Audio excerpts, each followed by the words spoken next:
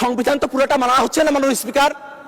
শেখ মুজিবুর রহমানের ছবি প্রত্যেক মন্ত্রীর অফিসে ঝুলানোর কথা, সেটা যে ঝুলানো হচ্ছে না, সেই জায়গার ভিত্তিটা কোথায় থেকে আসলো মাননীয় স্পিকার? এটা তো জনগণ ভিত্তিটা দিয়েছে, সেই কারণে সেটা এসেছে মাননীয় স্পিকার।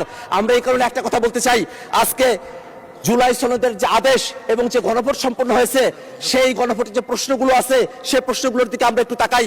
সেখানে স্পষ্ট করে বলে দেওয়া আছে, সাংবিধানিক প্রতিষ্ঠানগুলোতে নিয়োগ হতে হবে একটা নিরপেক্ষ বডির মাধ্যমে, একটা উচ্চকক্ষ হবে যেটা ভোটের পিয়ার অনুযায়ী হবে, একটা তত্ত্বাবধায়ক সরকার হবে, যে তত্ত্বাবধায়ক সরকার একটা নতুন ফর্মুলায় হবে।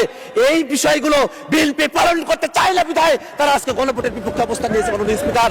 মাননীয় স্পিকার, আমরা খুবই বিনীতভাবে তাদের কাছে একটা কথা জানতে চাই, এই বিষয়টা কোনোভাবেই কোনো বিতর্কের বিষয়বস্তু নয়, এটা কোনো আলোচনার বিষয়বস্তু নয়। বাস্তবায়ন জুলাই সনদ কেমন করে হবে, সেই ধাপগুলো ঐক্যমত্য কমিশনে সে আলোচনাগুলো কমপ্লিট হয়ে গেছে।